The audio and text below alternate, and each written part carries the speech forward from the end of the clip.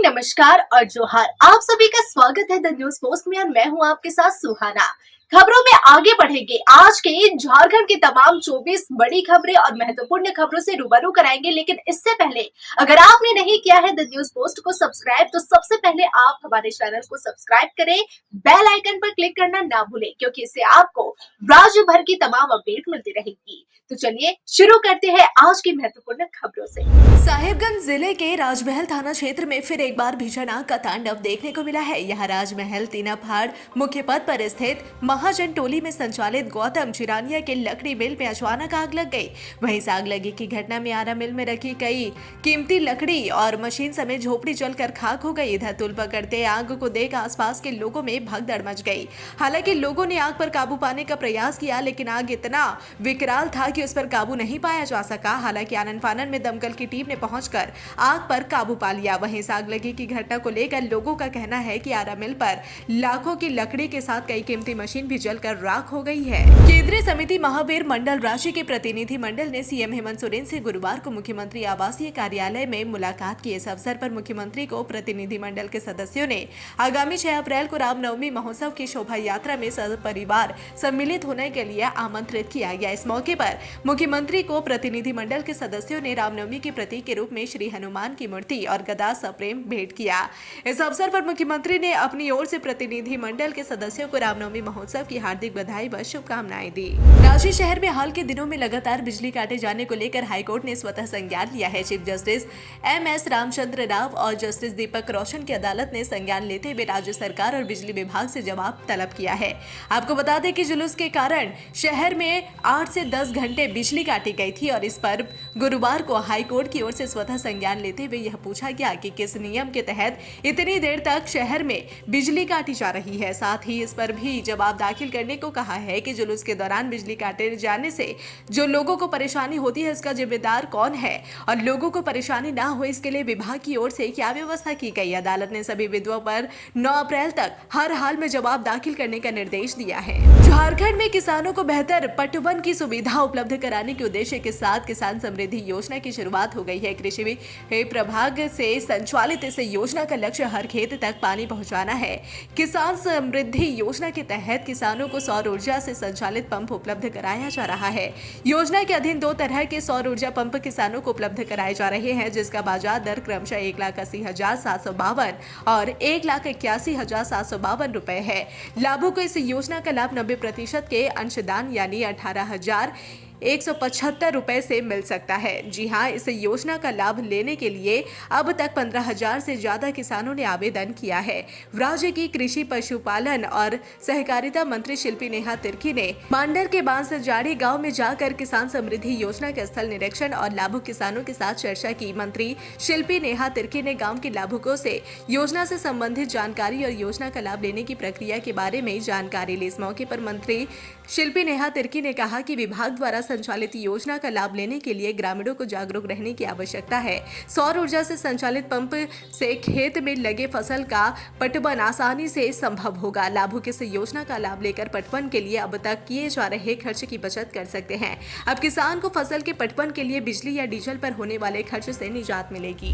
जमशेदपुर के गोविंदपुर में हुए अनुज कनौजी एनकाउंटर मामले में रोजाना पुलिस कई खुलासे कर रही है। वहीं अनुज के AK-47 को बरामद करने के लिए STF और ATS द्वारा जमशेदपुर और सरायकेला में छापेमारी की जा रही है। आपको बता दें कि अनुज के पास कार्बाइन समेत कई हथियारों का जखीरा था, जिसकी बरामदगी के लिए यूपी और झारखंड ATS लगातार कार्रवाई कर रही है।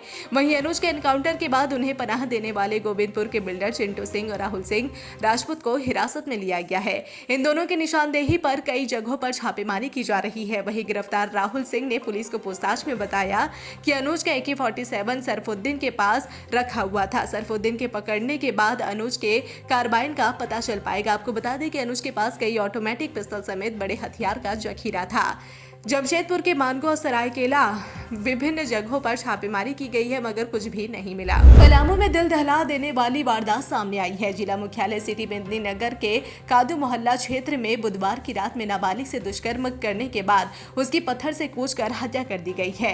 आरोपी ने नाबालिग को अपने घर में बुलाकर घटना को अंजाम दिया है। मामले की जानकारी मिलने पर मोहल्ला के लोगों ने आरोपी की बुरी तरह से पिटाई कर दी। मेदिनीनगर थाना की पुलिस मौके पर पहुंचकर शव को कब्जे में लेने के बाद पोस्टमार्टम के लिए सदर अस्पताल भेजा। आरोपी को भी हिरासत में लेकर पूछताछ के बाद उसे अस्पताल में भर्ती कराया गया है। शहर के थाना प्रभारी देवव्रत पोद्दार ने बताया कि मामले की जानकारी के बाद पुलिस पहुंची है। अनुसंधान के बाद मामला स्पष्ट होगा। घटना की संवेदनशीलता को देखते हुए मेदिनीनगर शहर के डीएसपी मणिभूषण प्रसाद भी अपनी टीम के साथ रात भर घटनास्थल के आसपास गश्त करते रहे। इधर परिजनों में घटना को लेकर आक्रोश है। जमशेदपुर में अब साइबर अपराधियों ने लोगों को चूना लगाने के लिए नया तरीका ढूंढ लिया है। अब साइबर अपराधी पहले आपके खाते में पैसे डालेंगे और उसके बाद आपको कॉल कर गलती से पैसे भेजने का बोल आपसे पैसे वापस मांगेंगे। ऐसे में जैसे ही आप उन्हें पैसे भेजेंगे वैसे ही साइबर अपराधी आपके खाते को खाली कर देंगे। जी हाँ, सही सुना आपने। अब साइबर अपराधी लोगों को ठगने का नया तरीका अपना रहे हैं। अपराधी पहले आपके अकाउंट में कुछ पैसे भेज रहे हैं और फिर आपको ठगने की ताक में इंतजार कर रहे हैं। वहीं जिले के एसएसपी ने भी इस तरह के फ्रॉड की पुष्टि की है। उन्होंने शहरवासियों को साफ कहा है कि अगर आपके अकाउंट में अगर अनजान ट्रांजैक्शन होता है तो फिर उसे देखकर खुश मत होइए। तुरंत इसकी सूचना बैंक को दीजिए, वरना इस अनजान नंबर से हुए ट्रांजैक्शन से आप फंस सकते हैं। इसलिए बैंक के साथ साथ इसकी सूचना साइबर थाना को भी दे। एक प्रेमिका का हैवान बनने का सनसनीखेज मामला प्रकाश में आया है। पुलिस गिरफ्त में आई युवती ने स्वीकार किया है कि उसका प्रेमी अकेला पाकर घर में आया, नशे की हालत में मुझे सताने लगा। जब मुझसे रहा नहीं गया तो पत्थर से कूचकर उसकी हत्या कर दी। इसके बाद एक अन्य युवक के सहयोग से बाइक से उसके शव को पास के जंगल में ले जाकर छिपा दिया। उसके ऊपर पेड़ के सूखे हुए पत्ते रख दिए थे। आपको बता दें कि यह पूरी घटना लातेहार जिले की है। युवक की पहचान तीसिया के मिट्ठू नागेशिया के रूप में हुई है और उसकी हत्या 27 दिन पहले की गई थी। आपको बता दें कि घटना का खुलासा तब हुआ जब 6 मार्च से गायब युवक मिट्ठू नागेशिया का शव तीसिया जंगल से ग्रामीणों ने बरामद किया। 6 मार्च को गायब युवक मिट्ठू नागेशिया की सूचना युवक के परिजन और ग्रामीणों द्वारा थाना को 13 मार्च को दी गई थी। इसी दौरान उसके लापता होने का दर्ज मामला कराते हुए हत्या की आशंका की प्राथमिकी भी दर्ज कराई गई थी। इधर 30 मार्च को अज्ञात युवक का बाल ग्रामीणों ने तीसिया जंगल में देखा था और इसकी सूचना महुआ डांड थाने को दी गई थी। सूचना के बाद थाना प्रभारी पुलिस बल के साथ तीसिया के जंगलों में पहुंचे, जहां ग्रामीणों की मदद से काफी प्रयास के बाद शव को बुधवार की शाम बरामद कर लिया गया। राजधानी के इलाके में गुरुवार की सुबह करीब 4 बजे 2 हाथी घुस आए और इसके बाद पूरे इलाके में अफरा तफरी मच गई। इसके बाद लोगों ने इसकी सूचना वन विभाग को दी। सूचना के बाद पहुंची वन विभाग की टीम हाथियों को खदेड़ने में लगी है। आपको बता दें कि रांची जिले के रातू थाना क्षेत्र स्थित मेरिया टांड गांव में गुरुवार की सुबह 2 हाथी घुस गए। घनी आबादी में हाथी घुसने की सूचना पूरे इलाके में फैल गई। स्थानीय लोग पटाखे और मशाल जलाकर हाथी को भगाने का प्रयास करने लगे मगर उन्हें सफलता नहीं मिली। बता दें कि यह मौसम महुआ का होता है और महुआ की गंध हाथियों को अपनी ओर आकर्षित करती है। इसके कारण हाथी घनी आबादी की ओर ले आते हैं।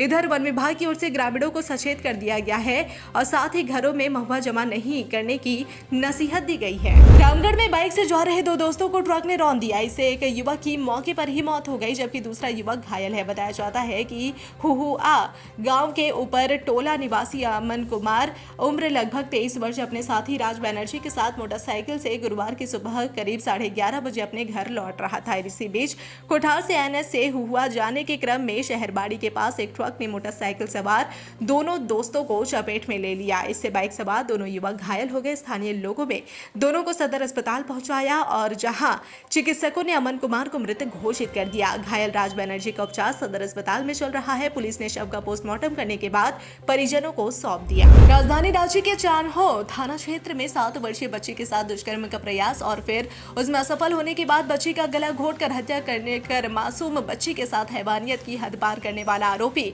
पुलिस के हथे चढ़ ही गया। दुष्कर्म और हत्या करने के मामले में पुलिस ने कार्रवाई करते हुए आरोपी को गिरफ्तार किया है। रांची एसएसपी ने मामले के बारे में बताया कि आरोपी बच्ची को सरहुल शोभा यात्रा दिखाने के बहाने घर से ले गया था और फिर उसके बाद बच्ची के साथ दुष्कर्म जैसी जघन्य अपराध को अंजाम देने की कोशिश की, लेकिन इसमें सफल न होने के कारण आरोपी ने 7 वर्षीय मासूम बच्ची की गला घोंटकर हत्या कर दी और फिर उसके बाद दुष्कर्म जैसे जघन्य अपराध को अंजाम दिया, जिसके बाद शव को खेत में फेंक कर हैवान फरार हो गया। मामले की जानकारी देते हुए रांची एसएसपी ने बताया हत्या और दुष्कर्म के आरोप को अंजाम देने वाला बच्ची के घर वालों की पहचान वाला ही है और बच्ची का रिश्ते में वह फूफा लगता था। रांची के पंडरा ओपी इलाके के रवि स्टील चौक में हुए व्यवसाय भूपल साहू हत्याकांड का पुलिस ने खुलासा कर दिया है। मामले में पूर्व के परिचित गौरव चौधरी को गिरफ्तार कर जेल भेज दिया गया है। इस घटना को अंजाम देने के पीछे एक चोरी की घटना सामने आई है, जिसे आरोपी ने अंजाम दिया है। मामले का खुलासा रांची के वरीय पुलिस अधीक्षक चंदन कुमार सिन्हा ने प्रेस वार्ता कर दी है। जमशेदपुर में गर्मी की दस्तक के साथ ही पानी की समस्या से लोगों की परेशानी बढ़ गई है। गोविंदपुर, गदड़ा, परसोडेह, करंडेह, बागबेड़ा के क्षेत्रों में पानी की समस्या कुछ ज्यादा ही होती है, लेकिन इन क्षेत्रों में जल संकट का निदान 2 माह में पूरा हो जाएगा। यह दावा किया है पेयजल विभाग के अभियंता सुनील कुमार ने। उन्होंने कहा कि 2 माह में बागबेड़ा जलापूर्ति का काम पूरा होने वाला है, जिसके बाद जमशेदपुर शहर से सटे ग्रामीण इलाकों में जल संकट से लोगों को निजात मिलेगा। सुनील कुमार ने कहा कि बागबेड़ा जलापूर्ति योजना का काम अंतिम चरण में चल रहा है। 2 माह में जलापूर्ति योजना का काम पूरा हो जाएगा, जिसके बाद इन क्षेत्रों के ग्रामीणों की पानी का जो विकराल समस्या है उससे क्षेत्र के लोगों को निजात मिल पाएगा। रामगढ़ शहर के बिजोलिया ओवरब्रिज के पास गुरुवार की सुबह करीब 11 बजे बाइक सवार अपराधियों ने रामगढ़ थाने से रिटायर्ड महिला पुलिस अधिकारी विद्यापति बनर्जी से 60,000 रुपए की छिनताई कर दी। जानकारी के अनुसार पतरातू बस्ती निवासी पूर्व महिला पुलिस अधिकारी अपने पति के साथ स्कूटी से बैंक आई थी। दंपति ने बैंक से लगभग 1,60,000 रुपए निकाले थे और 60,000 रुपए बैग में रखे और 1 लाख रुपए स्कूटी की डिक्की में रखकर वापस घर लौट रहे थे। और इसी बीच बिजुलिया ओवरब्रिज के पास बाइक सवार अपराधियों ने विद्यापति बनर्जी के हाथ से बैग छीन लिया और फरार हो गए। इसके बाद विद्यापति बनर्जी पति के साथ रामगढ़ थाना पहुंची और उन्होंने बैग में रखे 60,000 रुपए नगद, 2 लाख रुपए के फिक्स डिपॉजिट के पेपर, चेकबुक, एटीएम कार्ड व मोबाइल फोन छीन लिए जाने की शिकायत दर्ज कराई। थाने में मामला दर्ज करने और अपराधियों को पकड़ने के लिए छापेमारी शुरू कर दी गई है। साहिबगंज जिले में बेटी की विदाई नहीं करने पर दामाद ने ससुर की चाकू घोंपकर हत्या कर दी। घटना जिरवाबाड़ी थाना क्षेत्र के अंजुमन नगर की है। दरअसल अंजुमन नगर के रहने वाले मोहम्मद असलम की बेटी की शादी 2 साल पहले जमालपुर में हुई थी और शादी के बाद से ही ससुर और दामाद के बीच किसी बात को लेकर विवाद चल रहा था। ऐसे में मोहम्मद अब्दुल अपने ससुराल अंजुमन नगर जमालपुर से पहुंचा और इस दौरान उसने अपने ससुर मोहम्मद असलम से कहा कि वह अपनी बेटी की विदाई करे, लेकिन ससुर ने कहा कि सुबह में पंचायती करने के बाद ही बेटी की विदाई करेगा। इससे नाराज दामाद पीछे के दरवाजे से घर से घुसकर ससुर पर जानलेवा हमला कर दिया। इसके बाद घायल ससुर को जिला सदर अस्पताल में इलाज के लिए भर्ती कराया गया, लेकिन इलाज के दौरान उसकी मौत हो गई। वहीं अपने ससुर की चाकू मारने के बाद से ही आरोपी दामाद फरार है। पुलिस गिरफ्तारी के लिए छापेमारी कर रही है। पलामू जिले में प्रतिबंधित नक्सली संगठन टीएसपीसी के खिलाफ पलामू पुलिस को बड़ी सफलता हाथ लगी है। पुलिस ने बिहार में 1 लाख के इनामी नक्सली जिबलाल यादव उर्फ रमेश यादव उर्फ सुभाष यादव को गिरफ्तार कर लिया है। जिबलाल यादव को पलामू पुलिस ने नावा बाजार थाना क्षेत्र के तरवाडीह से गिरफ्तार किया है। गिरफ्तार नक्सली जीवन के पास से पुलिस ने नक्सली पर्चे बरामद किए हैं। बरामद पर्चे में कई अहम बातों का उल्लेख किया गया है। यह पत्र नक्सल संगठन के टॉप कमांडरों को लिखा गया था। जल जीवन मिशन में अनियमितता के आरोप में एग्जीक्यूटिव इंजीनियर मेदिनीनगर रामेश्वर गुप्ता को सरकार ने सस्पेंड कर दिया है। 11 मार्च को विभाग द्वारा उनसे स्पष्टीकरण भी मांगा गया था। वहीं पेयजल विभाग में अवैध निकासी के मामले में कार्यपालक अभियंता प्रभात कुमार सिंह, कार्यपालक अभियंता चंद्रशेखर और कार्यपालक अभियंता राधेश्याम रवि के खिलाफ विभागीय कार्रवाई चल रही है। इस मामले की विस्तृत जांच एसीबी से कराने के लिए मंत्रिमंडल सचिवालय व निगरानी विभाग से आग्रह किया गया है। महालेखाकार को विशेष अंकेक्षण के लिए अनुरोध किया गया है और जिससे वास्तविक राशि की गणना और संबंधित से वसूली की कार्रवाई की जा सके।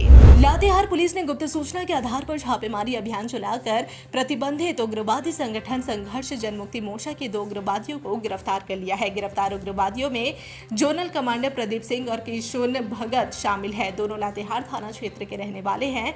पुलिस ने इनके पास से 2 राइफल और 2 जिंदा गोली के अलावा कई अन्य सामान भी बरामद किया है। बता दें कि इन्हीं उग्रवादियों द्वारा 24 दिसंबर को लेवी के लिए लातेहार के उलगड़ा गांव के पास पुल निर्माण कार्य में लगे मुंशी की हत्या भी की गई थी।